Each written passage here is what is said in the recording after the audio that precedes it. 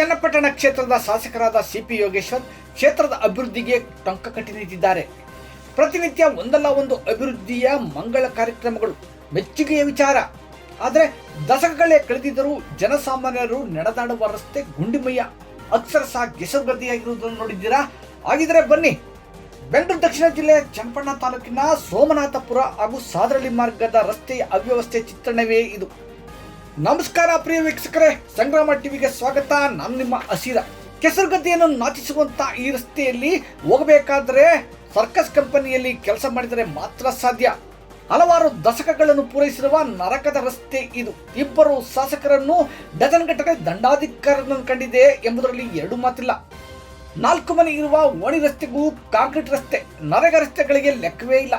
ಜನರೇ ಓಡಾಡದ ರಸ್ತೆಗಳಿಗೆ ಕಾಂಕ್ರೀಟ್ ರಸ್ತೆ ನಿರ್ಮಿಸಿ ಹಣ ಬಾಚುವವರಿಗೇನು ಕಡಿಮೆ ಇಲ್ಲ ನಮ್ಮ ಕ್ಷೇತ್ರದಲ್ಲಿ.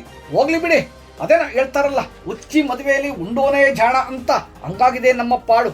ಸೋಮನಾಥಪುರ ಹಾಗೂ ಸಾದರಳ್ಳಿ ಗ್ರಾಮದ ಜನರು ಇದೇ ರಸ್ತೆಯನ್ನೇ ಅವಲಂಬಿಸಿದ್ದಾರೆ.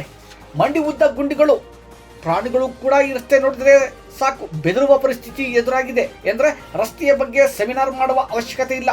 ಇನ್ನಾದರೂ ಕ್ಷೇತ್ರದ ಶಾಸಕರೇ, ದಂಡಾಧಿಕಾರಿಗಳೇ ನರಕ ರಸ್ತೆಯ ಬಗ್ಗೆ ಗಮನ ಹರಿಸುವರೋ, ರಸ್ತೆಗೆ ಕಾಯಕಲ್ಪ ನೀಡುವರೋ ಕಾದು ನೋಡಬೇಕು.